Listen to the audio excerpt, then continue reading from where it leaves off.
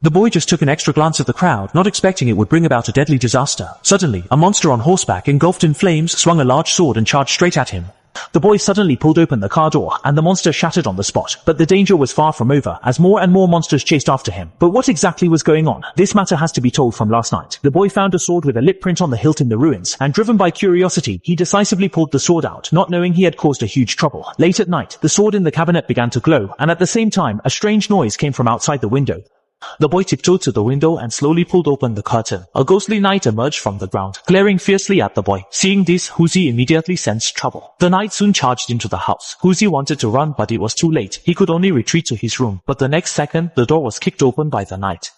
In a panic, Huzi opened the wardrobe, intending to take out the sword and fight back, but the opponent struck with a blade and the sword was knocked away. Immediately, the knight launched a frenzied attack. Fortunately, Huzi was agile and dodged 3 strikes, but soon he was cornered. The knight raised his blade, and just as Huzi was on the brink of death, the undead knight suddenly turned to ashes before his eyes.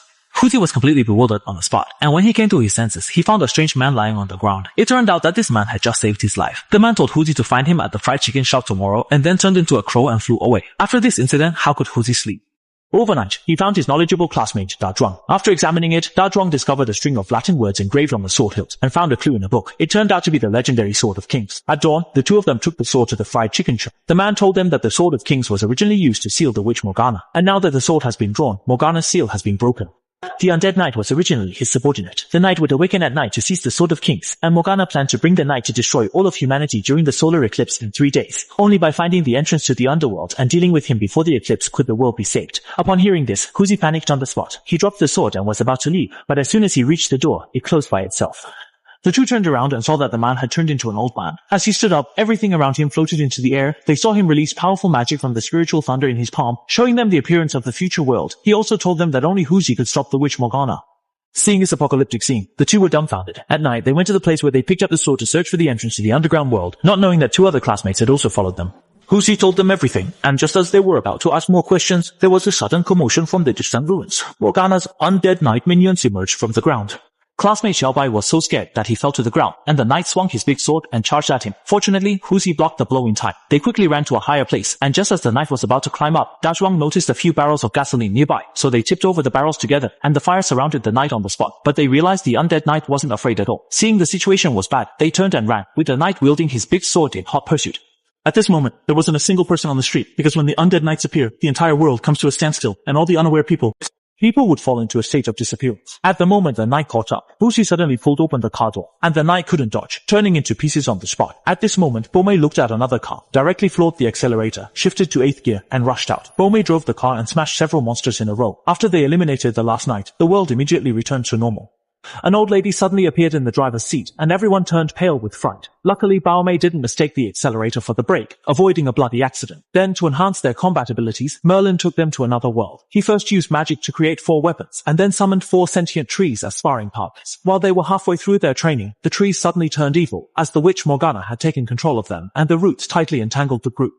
Just as they were about to be dragged into hell, Merlin heard the commotion and rushed over. In the end, Merlin fell to the ground from exerting too much force. He told them that tonight they would have to rely on themselves. After saying this, he sneezed and turned into a crow, flying away. As night fell, the undead knights emerged from the ground again, and everyone hurriedly rode into the woods. Halfway through, Da Zhuang accidentally fell, and an undead knight pinned him to a tree. At the critical moment, Baomei arrived just in time to save his life, but they still couldn't shake off the undead knights, and the number of monsters kept increasing. In a crucial moment, Huzi led everyone to pretend to jump off a cliff, hiding behind the cliff's rock face. The undead knights, charging too fast, all fell into the sea. After dawn, Merlin, having regained his powers, also arrived here. Since the solar eclipse is the next day, they must eliminate the witch Morgana today, or else the world will fall into darkness. With Merlin's assistance, the group packed their bags and found the entrance to the underground world. Unexpectedly, they fell into an ambush as soon as they entered, and 3 boys were half bound by branches. Upon seeing Morgana's true face, Huzi immediately chickened out and planned to hand over the sword to her. Seeing that he posed no threat, she let her guard down, not knowing that Huzi would suddenly launch a sneak attack, delivering a fatal blow to Morgana. A few boys were successfully rescued, but this was not the end of the matter. The next day, when Huzi woke up, he found that the entire world was completely shrouded in darkness. A group of undead knights emerged from beneath the concrete ground, clad in flaming armor, wielding 5-foot-long swords, and riding hellish warhorses.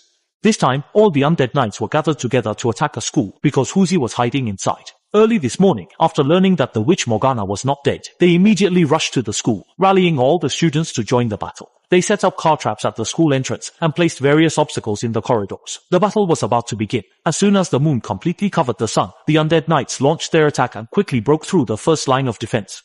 The students guarding the entrance immediately started the car, crashing into the vanguard of the undead knights. But when the second wave of monsters rushed in, they couldn't reverse park at all, and all the cars crashed into each other. It was obvious they hadn't passed the third part of the driving test. After breaking through the first line of defense, the knights charged fiercely into the corridor. With a shout from Dao Zhuang, everyone together pulled up the